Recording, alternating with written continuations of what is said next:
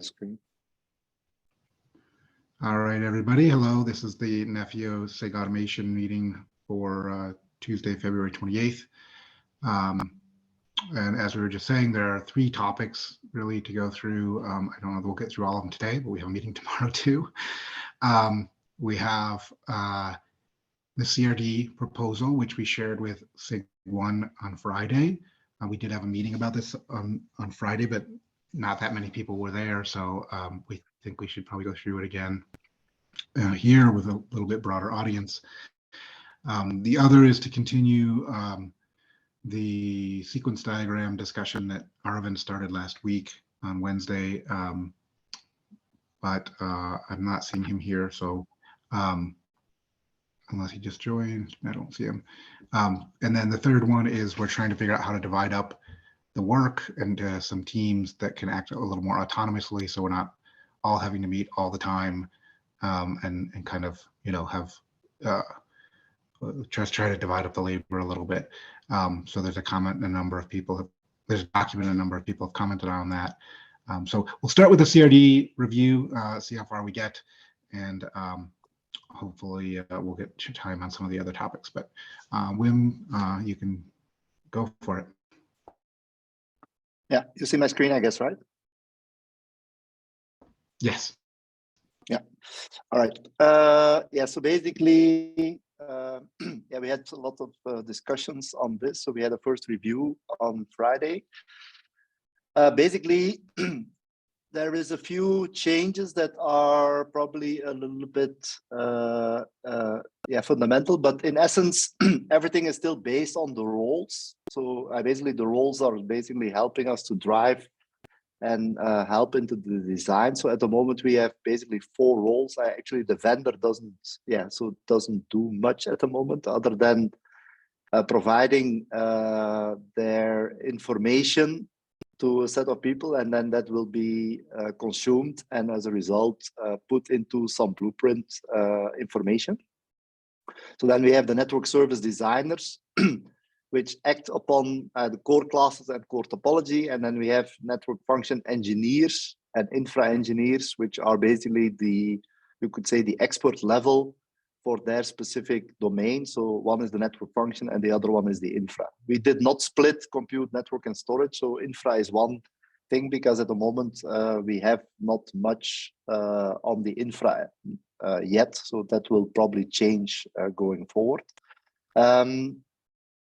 Now, fundamentally, one of the things where what drove us to the current proposal is that basically we were struggling a little bit on, okay, what information do we put here and there and there? Is it not too much detail, and so on and so forth? Secondly, what you see typically is that some of these designs are a result of, let's say, a discussion between the different stakeholders that basically drive a certain design. And then we saw, okay, we have these packages as a vehicle to basically deliver these, let's say, requirements in. And we thought this would be a good vehicle to actually create what we call some blueprint packages that correspond to a particular design, right? So the philosophy behind this whole principle is the following, is that at the moment, we defined what we call a core class and a core topology. By the way, if people have better names, suggestions for the core, because core, in my view, is a bit, yeah, it's the term is used in various scenarios. So because I think in 5G, we even have voice core and packet core. And then we have in networking, we have core is a networking core. So I think the name is a little bit, it's probably there is room for improvement here. But in essence, what the core class tries to basically say is, I need a core of a certain set of characteristics. So an example could be private wireless or a mass market core, right? And the topology basically gives you more details on the elements that are involved. Like I have an AMF and SMF, and it has some placement information of where it could be positioned. And so that is basically where the input, if you will, on how things start. So there is some discussion whether we package it also in a package and so on and so forth. So that's a bit of an implementation that we can decide on which one to pick. But I think the essence of the proposal is that basically the result of a certain design. So for example, I want a private 5G small. The result of that, let's say, design is coming first of all from a discussion between network function engineers and infra engineers, and then the service designers who basically define that requirement, and they basically document that design proposal in what we call a blueprint package. And that blueprint package represents, let's say, a certain flavor of a core that corresponds to that core class or core topology, if you will, right? And there will be a package per network function type. So there will be one for AMF, one for SMF, and one for UPF for a particular flavor of that core. And how that gets established is basically a consequence of a discussion between these various stakeholders, being the network function engineers, infra engineers, network service designers, and so on, as well as the vendor input, because it might be that a certain vendor for a specific use case has specific requirements. So also these will be input into such a blueprint package that will then later on be hydrated. At the moment, another reason why we were favoring a package approach is that what we tried to do at some point is we had an NF template, and then we were kind of defining a network function, and we started to have very specific constructs that were specific to network functions. And some of these constructs could be much more generalized, that could be reused for other use cases. So the reason also for going for such a design is like NF template as such does no longer exist, or you don't see it explicitly being mentioned in the proposal. It's actually the package, if you will, with its CRDs that are in it represents an NF template. Yeah, okay, that is a question.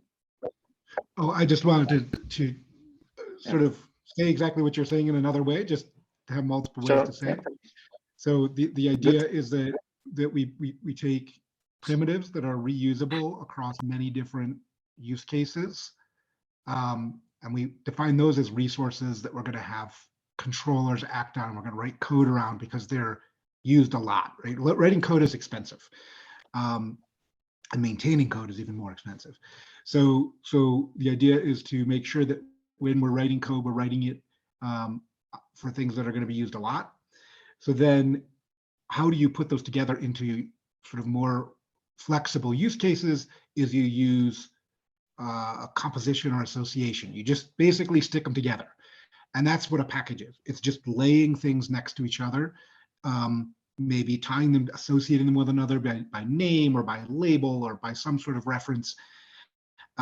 But it's very loose, the coupling, so that those pieces that have a lot of code around them can be reused in many different places. So that's kind of the strategy. It's like, rather than building code for something that's very specific to a narrow use case, we build code around the highly reusable things and use composition in other areas. Vish, I think. Yeah, a very generic question. John and Wim. So this proposal, I see it as point one at this point of time. So what happens next in general? Like, I don't know, is it going to be from a process perspective, does it get into are you going to open a PR and people are going to start commenting now on this proposal? Or are you expecting all those things, the 1.0 to be finalized in the Google Doc and then published there? Just curious. The reason for the curiosity is that, when does it, I don't know what the Kubernetes process is. I know earlier you guys were thinking about using something similar. Yeah. So I think that nothing's final until it's merged, right? Okay. So all of this is proposed, and even then it's not final. All of this is proposal, but we're trying to just take the next step forward. that's kind of, you get to that work stream area. Like, I think we need to get to where, yeah, we have real CRDs written. I think Wim's written some of them already, but they need to get merged into the Nefio repos. Of course, people will be able to comment there if they want to, but anything we do is going to change between now and R1, right? So and this it's okay. Yeah, it's just, we're just trying to bring as much consensus as we can as early as we can so that we can, you know, I would say, which my view is the following. At the moment, I think a document is probably easier to consume for most people. So I think we select a document for the time being. But if you look, I mean, first, if we don't see major objections, right, then we will go for this way. And then, of course, we will have to go to the next phase, right? The next phase will be, for us, so I have the code, by the way, behind the CRDs is there. What we want to probably do is to divide them into the subgroups, and those teams will basically are going to go do the PRs and what have you, so on and so forth. So that's why we haven't checked it in yet, or I haven't checked it in yet. We could, if we believe that is important. But what we are trying to do first is to get a kind of what we call rough consensus. If there is no major objections, this will be the way that we are going. At the moment, I haven't seen major objections. So, but that's kind of why we are still in documentation or in document space. But from the moment we see, okay, no major objection, probably that will be this week. We should probably go and add some of these pieces into the repos. Okay. Because so one of the thoughts was, yeah, sorry, go ahead. No, basically you want us to review this. I mean, if for folks, one of the action items for people in this group, I would say in general, like, you know, if it was a PR where people are more interested, take a look at this document and actually understand it and try to ask questions. When you said no objections, it might be that people probably didn't have a chance to look at it, or maybe they didn't have a chance to. That's why we're reviewing. You would encourage the review of this document as soon as possible. Seems like, okay. Yes, yeah. Yes, and you know, like Wim said, a rough consensus is what we're looking for. Like, is there a major issue you see? Like, I have some, like, there are disagreements among me and Wim and Stephen and Tal, and like, but they're not major objections, right? They're like a little bit there, a little bit there, and that's fine. We have to proceed forward with those and resolve them over time. But if you're like, this is all the wrong approach and here's a different approach, don't just say it's wrong. Give us a better way to do it, right? So your opinions, are they actually, I mean, I'm sorry, they're captured as comments here, right? It's not something outside of this document that has been, I could actually go and see what John's different view is, what Star's different view is. Said it verbally at some point, so like we might need to put some little. Put it, yeah, that is where I think. Block moving forward, right? That's the thing. The point is not. What we want to do is resolve we want to come to enough of a consensus that we can move to the next step, and there will be more debate as we go. Yeah, that's okay. Yeah, as long as it's captured in this document for others, lesser models like us, it'll be good to follow. Yeah, and just wanted to add that it's also consumption for SIG architecture as well, right? They also need to go through this. I think it's provided to them. And I would encourage all of us to take a look at this and comment here when we can. If at all, any of us have any reservations on this. Yeah. So, okay, so I'll continue. Yes, so basically, yeah, what you see right now, the CRDs or the CRDs that are actually in the package, actually it will be CRs. At the moment, there is 3 that are specific to, or that we define. So one is network attachment. A network attachment, it's not, it has a lot of relationship with the Multus network attachment definition, but it's not exactly the same, because here we try to understand it from a network function point of view, but we believe that we can reuse it for other types of use cases as well. So that's a rather generic one. Then we defined one which is more specific towards 5G, which is the data network name, so the DNN. The reason we defined this is because we needed to get IPs and pool sizes and what have you. So that's why we define it. And then we have capacity, which at the moment is rather generic. So it's basically subscriber. So it's subscriber sessions, it's control plane, and it's data plane related things. But okay, at the moment they are maybe look specific to this use case, but as such, data plane and control plane type of things can be reused in other areas as well, we believe. So these are the three. Yeah, Dwayne, but I have some question about that, because if it's for core class, so that means for every network function, we need to have all these parameters. Because because I think it's important typically for I don't know, for AMF, we don't need these data networks, for example. So we need to maybe to be clear about that on first point. On second point, for me, what is missing is all other parameters such as a slice definition, all the information about PLMN and so on, that is missing today in this documentation. So I don't know where we can put it. Maybe it is core class that can be. We can put some, let's say, some new parameter to identify the list of slices that are supported by the function. But we need also to introduce this kind of parameters somewhere, and I didn't find it today in the CRD as they are defined. Yeah. So Eric, just to be clear, right? First of all, you don't need all three in the same package. So if you, so the idea is that, for example, for AMF there is no DNN, right? Or you don't need to put it, right? Same for capacity, you can only specify control plane and not data plane and stuff like that. So they are, we are flexible from that point of view.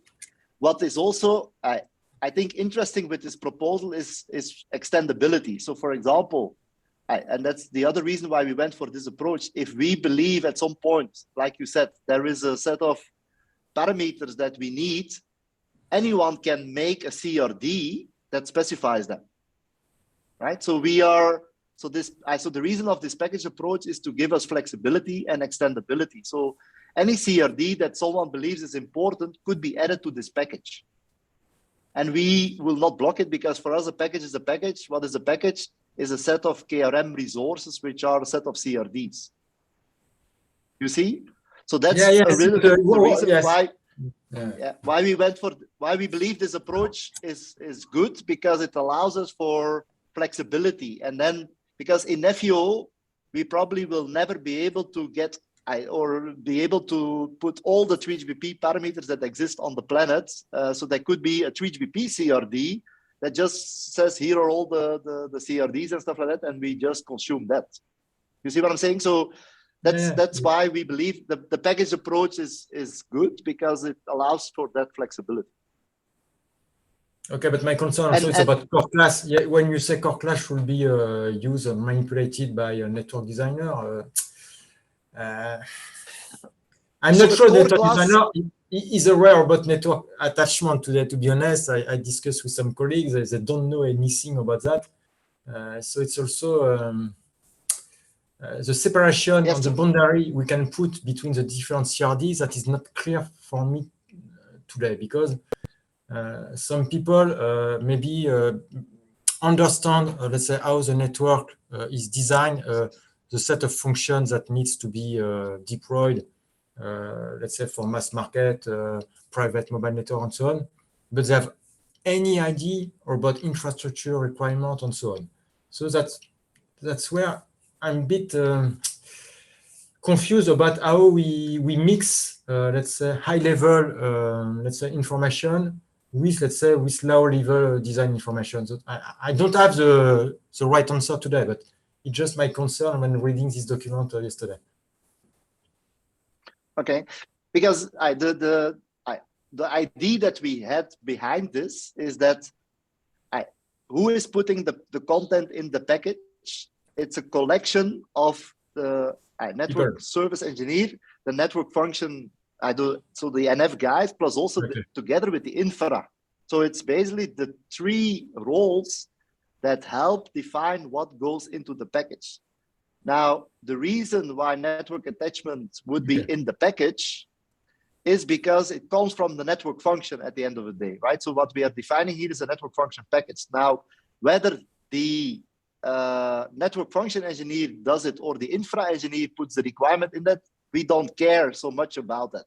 What we care about is that the design that is reflected for a specific use case is reflected in that. Because what happens today, the current world today is, as far as I can see, is that actually the vendor defines everything. Yes. And so here you get the ability to change. Now that it can still be, you can still consume it, that the vendor does it all, and that's still possible. But yeah, we want to have or have the ability to do segmentation. I think Tal raises his hand. Yeah. Okay. Yeah, I wanted to answer Eric too, that I have the same concern, but I'll tell you how I understand it. Maybe it will help you as well. So the thing we need most is the low level, right? Because we are at the moment of deploying on Kubernetes. So we need everything that is necessary for deployment. So the low level thing is absolutely necessary. We can't do without it. The more high level CRs, well, they're also necessary for deployment, but you can think of them as something that is added by a higher level orchestrator, right? Because something on top here, right? Nobody is coming to Nefio and Kubernetes and deploying a CR with just one command. Here it is, right? There's a lot of effort that has been done in validating and designing, with an inventory, with a site inventory, with a catalog of approved packages and everything. So the final version that we get is a package that includes everything, but it might come from different sources. So for me, the focus is on the low level that's necessary to deploy. Mm-hmm. The higher level bits are things that might come from higher level orchestrators. Yeah, I agree. But maybe what is confusing me is maybe when I see the description of the CRD, we are mixing high level, let's say, concept like capacity, for example, on low level concept. While in the package, I fully understand in the package and what you said, Wim, I fully agree with that. But I didn't read that in the document. But maybe I didn't read it. This is some discussions we had verbally, but I understand that we have actually two kinds of CRs. We have CRs that are meant to be deployable. There is some controller that does something with it, but then we have CRs that function as metadata, right? The capacity CR, there's not a controller that takes that and turns that that reconciles it with reality. That CR is to provide metadata necessary for the fan out algorithm. So those CRs are right, less critical for the actual function of the network function, right? They're involved in tagging. And you can imagine also in some systems that they might actually not be in the package. They would be some sort of metadata that's there in the inventory.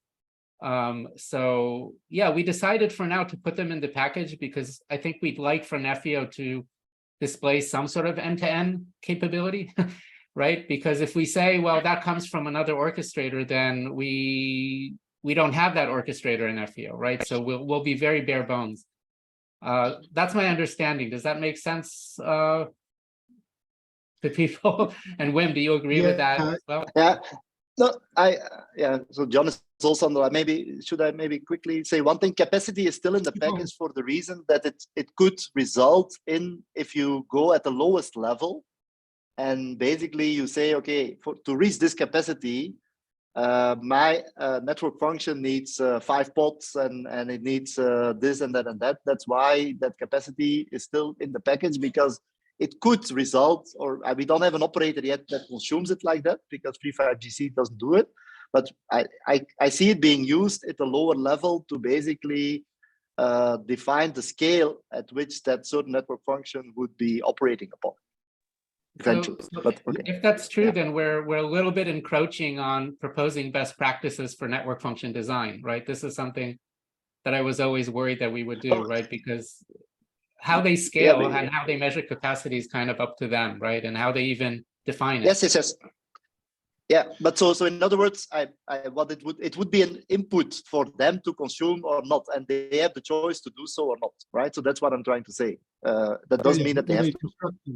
Right, when they construct the package, it depends on the vendor. I mean, a lot of this comes down to that we have many different, and Tal said this, there's many different sources, right, of this data, of this configuration information. Like some of it comes from the vendor. The vendor puts together a package that says, here's some basic configuration for my particular network function. Some of it comes from the network designer, some of it comes from the infrastructure designers, some of it comes from the business requirements would inform some of the configuration, like capacity, right? So there's so many different sources, but what we want to do is try to figure out, and this is going to take time. Like this is first rough draft. And there may in fact be resources that cover similar things because in different use cases or different organizations, different people control those things. But so I don't know. I see it as an iterative process. Like let's take something, let's give it a try, let's see how it works, and let's correct it. But it's all about trying to tease apart the primitives enough that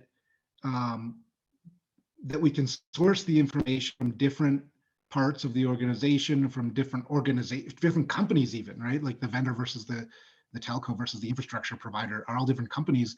Some information is going to come from each of them. We need to be able to source that from those different places, collect it together, and make sure that it all sort of coheres in a way that's going to meet the requirements. And that's really painful right now. And like Wim was saying, right now, the network function vendor creates a giant Helm chart with 1,000 inputs, and then you try and sort out which go in where, but maybe it doesn't even do what you need because in this infrastructure vendor, there's not the right if statement in some Helm chart somewhere. So like, then you have to create your own Helm chart, and like, it's not working how it is. So we're trying to tease it apart and make something that's more composable, more independent action by different sources of input. And let's try it, I guess is kind of where I'm coming from. And we're going to get it wrong, but let's start somewhere. Yeah. So maybe I think the best is to go through an example, right? And as we also said, naming and stuff like that is easy to fix, right? Because I don't know whether you reached the end, but we moved the use case, and this is not yet complete. But for me, the best to understand is actually to go through an example. So here is basically, let's say, a proposal or how it could be consumed, right? So let's say, so this is your high-level intent with the topology, right? So basically it says, I need a core for mass markets, right? And I need capacity large, and so on and so forth. In the topology, we say so the AMF associated with this core needs to be put in a central place. SMF would be regionalized, and UPF would be distributed on the edge, right? And these are the capacities associated with it. So this would be the high-level stuff. What has happened, when mass market core type of thing has been defined, the three personas have set together and basically defined, okay, in order to do a mass market type of core, and by the way, at the moment, so this example is only focused on UPF, so we would have a similar one for SMF and so on. So I'm going to deploy my core. I'm going to connect. I use three networks. I need a dedicated network for the radio. I need a dedicated network for COPS, so basically for the N4 interface. And I need a dedicated network for my N6, for my VPC, my DNN type of traffic. And for this core, because it's high performance, I want SRIOV, and I attach these network function through VLANs through that network attachment. So that's basically what these guys have defined. And so they create basically three CRs, which are the network attachment, 1, 4, and 3, with the respective network references, with what type of CNI they would want to use and what type of attachment they want to use. And they defined one for N3, one for N4, and one for N6. And there could be others, by the way. Yeah? All right. This is just an example. On top of that, they said, okay, I need the capacity large represents 10 gig, maybe, or small, I think, or medium I put is 10 gig. Maybe that's just an example.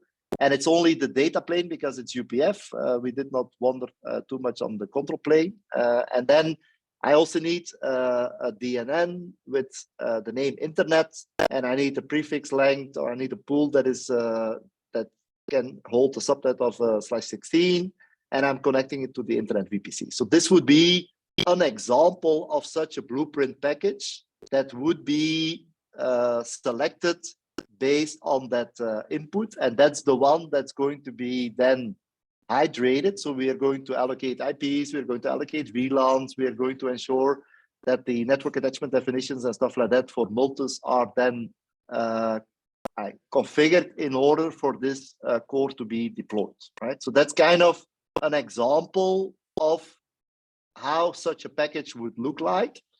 In essence, what they contain at the moment is all the requirements towards the infra, right? So basically, that's what the content would be. Yeah, Isti, you have a question? Yes, sorry if I will ask something trivial. I missed some of the meetings, but I watched the recordings, but it's still not clear to me that. So if I understand correctly, in the core topology and in the core CRDs, we will define different flavors, and for every flavor, a different blueprint package will belong to or assigned, and those packages are created by a lot of people together, as you mentioned, and some of those people are actually basically employees of the Nephew customer, so who wants to deploy something.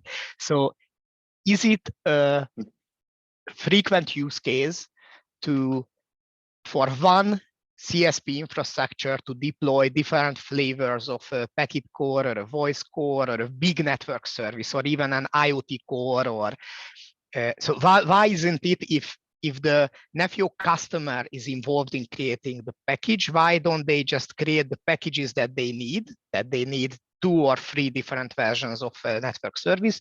They will create those exact customized packages and then use it. From then on, it is the same as you mentioned. So why do we prepare a lot of capacity? Okay, sorry. So what or at least my experience is that, for example, there is different flavors of a core being consumed in flavors, and mass market and private wireless or enterprise is definitely such a flavor, right? Mm-hmm. What typically happens as a vendor, you basically what happens then, and it's even possible that they select a set of vendor for use case A and another set of vendor for use case B. Okay, and so the design that is being consumed is basically the result of this, and we believe that going forward, because we are going in private wireless, there is actually more of these flavors that would be consumed, right? And so what, of course, if you only have 3 flavors or 4 flavors and they don't change, the job is done, right? So it's a one-time thing that happens, and as a result, that is the result of that conversation is basically what we want to document in a way that we can split the infra requirements from the network function requirements, and that we have the ability to split that functionality and roles in different types. But so in my view is having dealt with the core, there is the consumption is there is various flavors of core being deployed. It's not just one. So what you said, I totally understand that it makes sense to have different flavors of a network function prepared by the vendor, for example, or even a set of integrated network functions that are done by the vendor. But so you are saying that it will be us. Okay, so even if there are multiple versions of the same service, let's say packet core or voice core is deployed in the same CSP, they know exactly how many flavors they need, Yeah. Isn't it the case? So we don't have to define beforehand, I don't know, SML, XL, or things like that. They can create their own. But okay, yeah, I think that the point is Nephew is not going to create those, right? That is up to them. They create the ones that they need. Now, if they were reselling, right, part of the goal here is to enable new things, right? So if they're selling private wireless, like maybe there's the one that goes to, you know, a factory, and maybe there's one that, you know, a certain size factory, and there's another one that goes to a corporate campus, and there's another, and they're different sizes, different capacities, different usage characteristics. Like that'll be up to those organizations that are trying to sell and package those things, but we want to support that kind of use case. I think also, to be clear, again, some of this will be the vendor. The vendor might say, here's 5 different, I'm going to do a little solution, I'm going to create a composition, but remember, we're no longer in a vertically integrated world where there's one vendor. There's a function vendor, maybe multiple function vendors, there's infrastructure vendors, you know, there's different tiers and different vendors, and we somehow have to be able to take the best practices recommended by Google or Amazon or Azure or Red Hat, and we have to be able to take the best practices recommended by Nokia and Ericsson and Casa and Mavenir and whoever, and the best practices recommended by the different parts of the CSP organization, and somehow bring them all together in a way that can be reused. So that's kind of like that composition aspect again, and I think that maybe in some particular organization, yeah, they'll just build one, but you still need to capture that design somewhere. You still need to be able to capture it and then instantiate it across multiple clusters.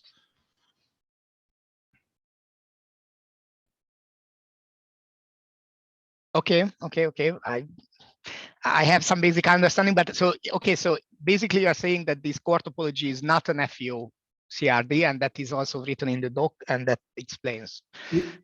Well, the core topology, I think Sandeep had the same question in chat. Like the core topology is very high level, kind of almost metadata, and I comment in the document, like one of the things we discussed is whether we actually even need it, or whether just creating a package called private wireless that contains the right stuff is sufficient. Yes. Okay. Right.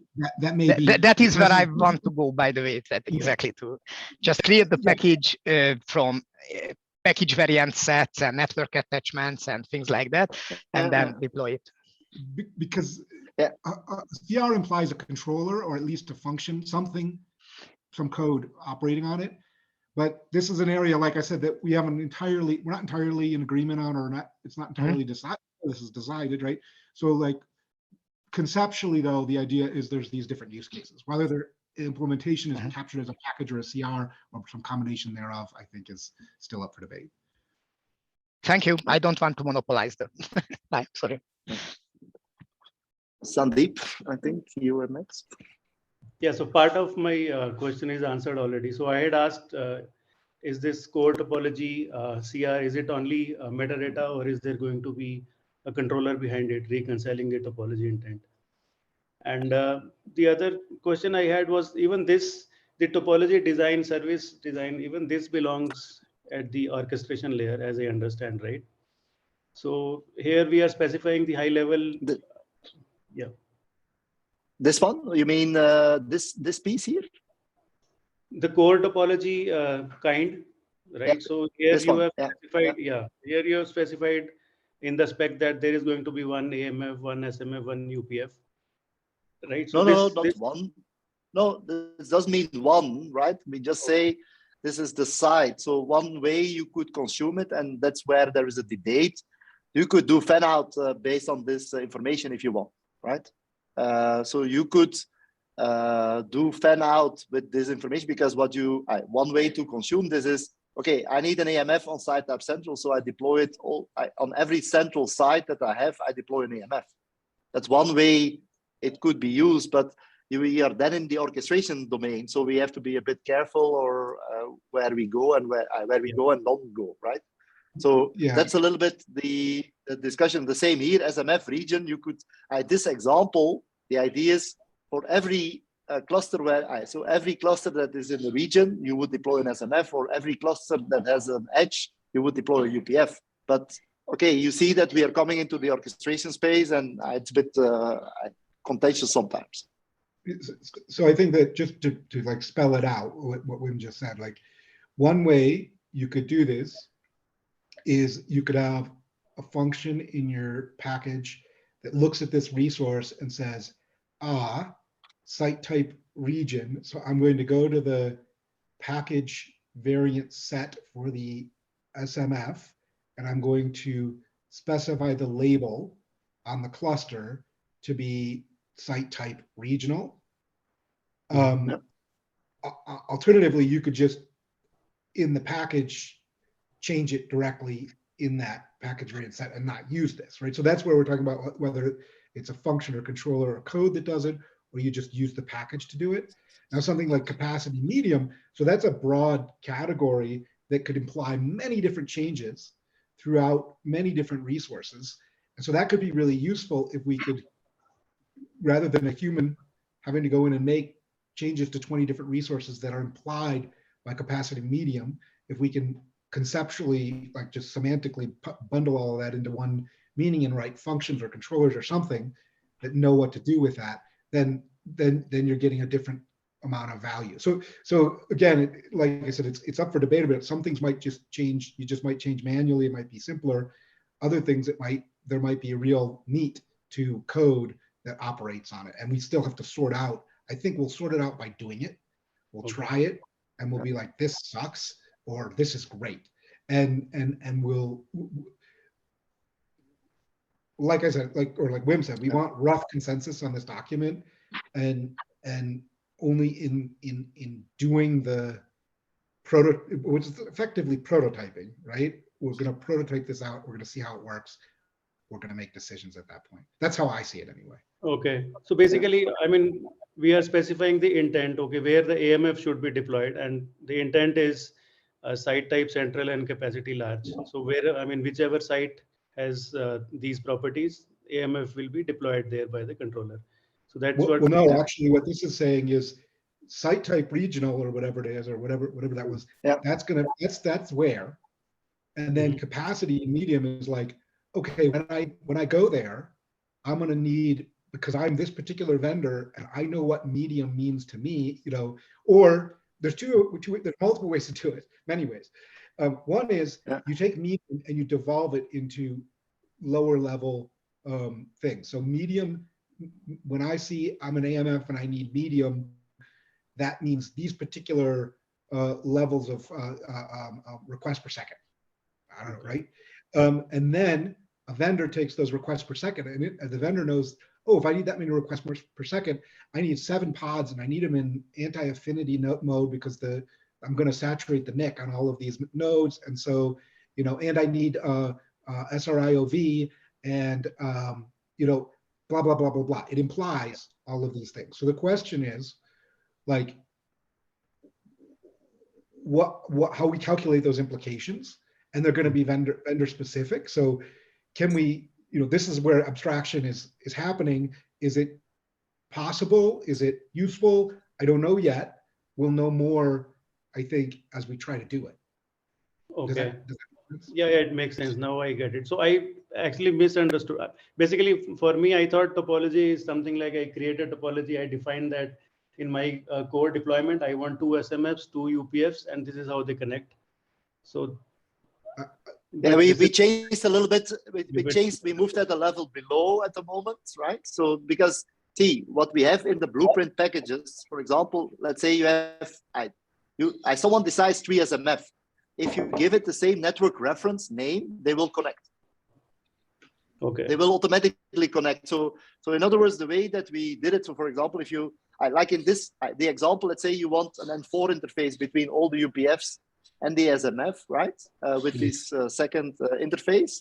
So what would happen is in the blueprint package of SMF, you say, I need a network of type N4, let's call it.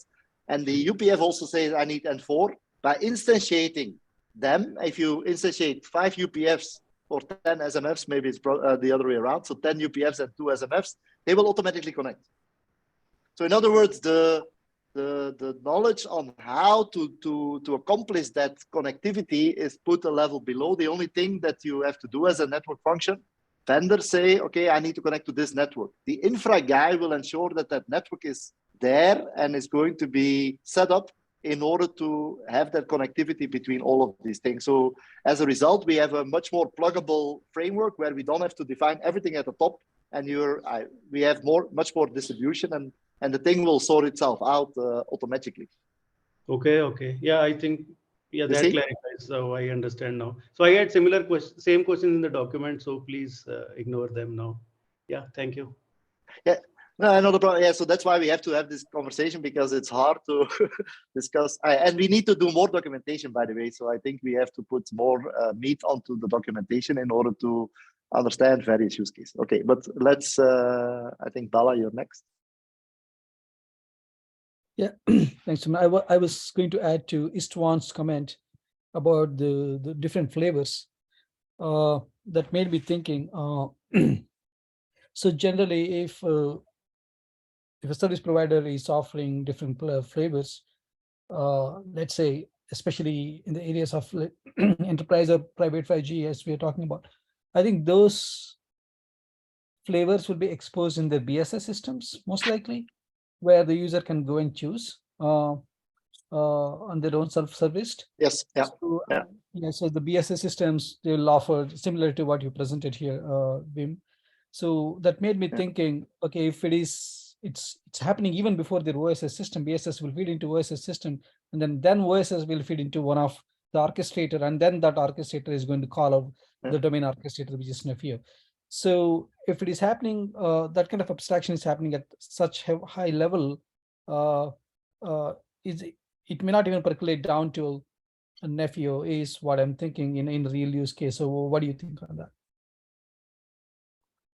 See, that's why that very abstract CRD is a bit contentious for the reason that you just mentioned, right?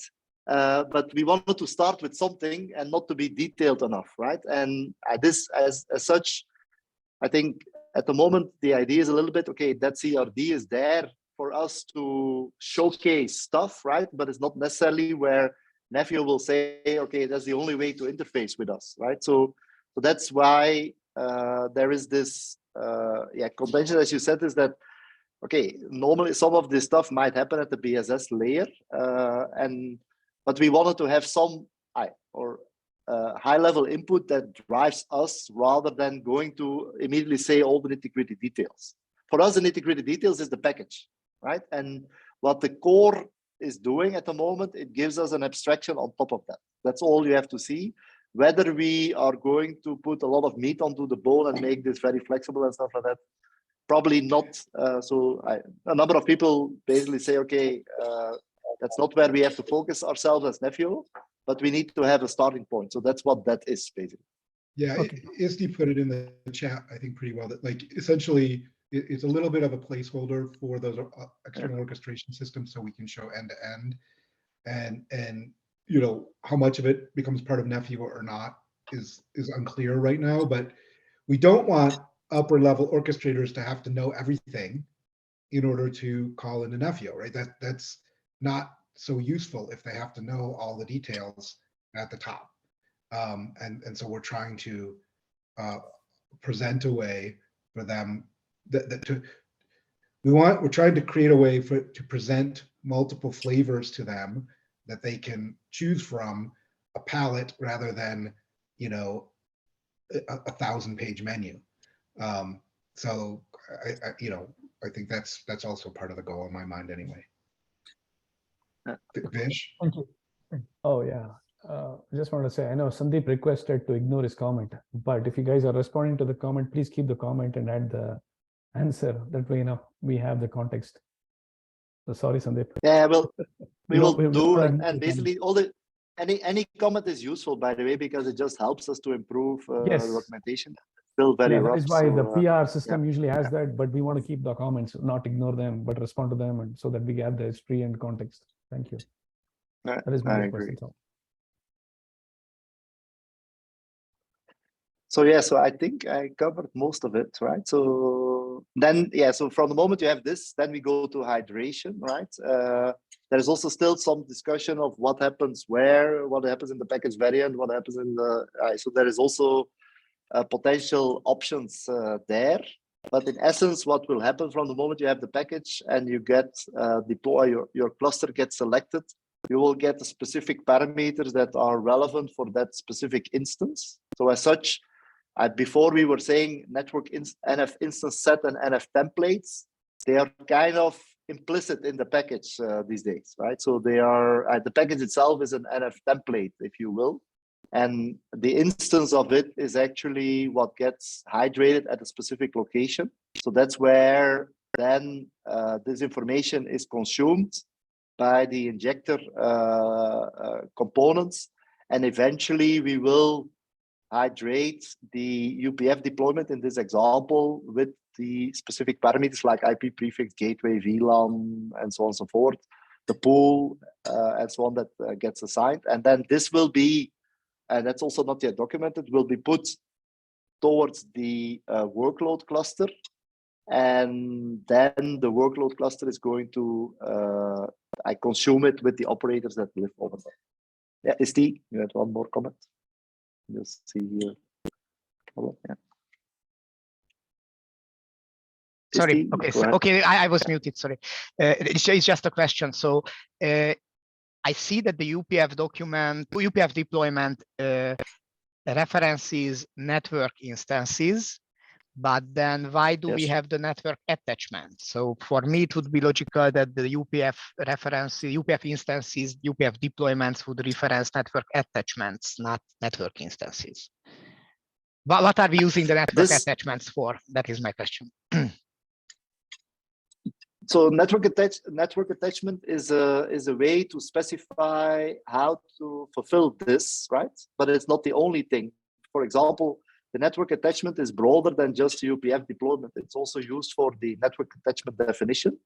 And it's also used, so you see that there is multiple, in this example, it's not, but you see that there is, for example, VLAN is in there, and you have, actually, you can define multiple interfaces. If you have logical interfaces on your network function, you can specify them as well. So network attachment is a much more abstract way to achieve this.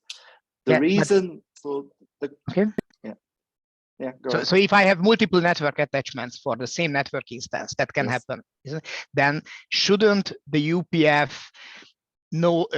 somehow specify that for the N4 interface, I want to use that specific attachment. I not just want to connect to this network, but I want to connect via this attachment. Which attachment to use for the interface, for the logical interface? At the moment, you can only have one network attachment and one network instance reference per network attachment. There's only one.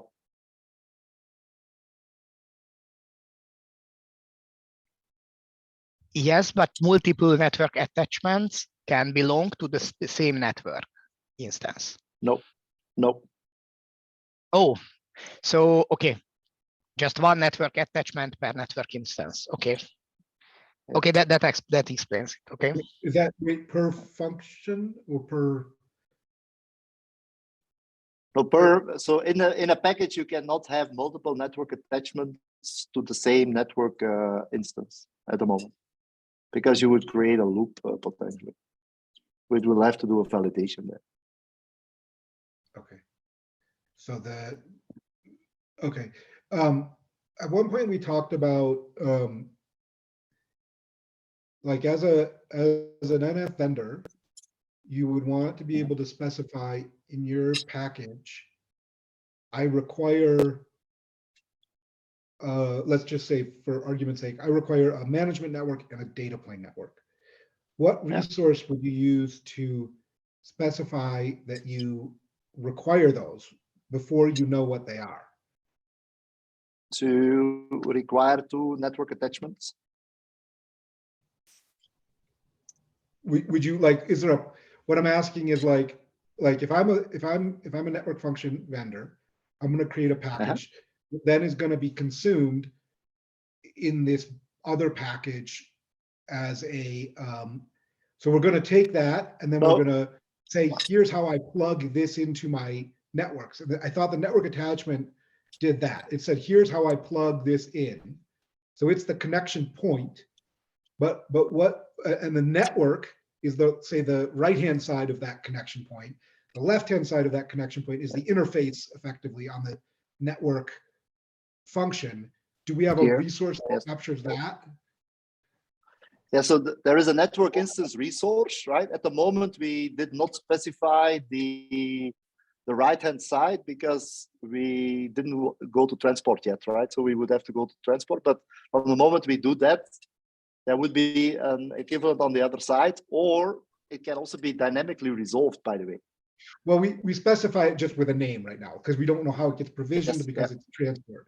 So, but the network attachment, and I guess we're almost out of time, so maybe we have to move this offline, but I'm trying to understand the network attachment is saying, I connect this interface, logical interface maybe, to this network.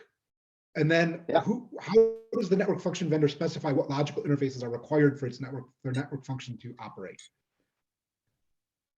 So if you look at this at the moment, here you have, so you have the wheel. Wait, so let's go to an example, right? So at the moment you say, here is the wheel. Wait, so where did I put it? Here. So you say, I want the VLAN to do so because typically you only Okay, so have. the network attachment does that right now, Yes, but it could yeah, be incomplete until you yes, know the network. this is not resolved until, so in other words, this will only be resolved if you get a positive response of the VLAN allocation and the IP allocation. So only when that resolves, this will, the hydration will not proceed until that is resolved. Okay, okay. Yeah. Okay. All right, well, we are out of time. I'll just say, please, folks, yeah, go into the document, review it. Also go into the document around, they're both linked in the agenda, the document around the teams and things like that. There's one comment in there that says, like, this was my proposal. I don't know if it's right.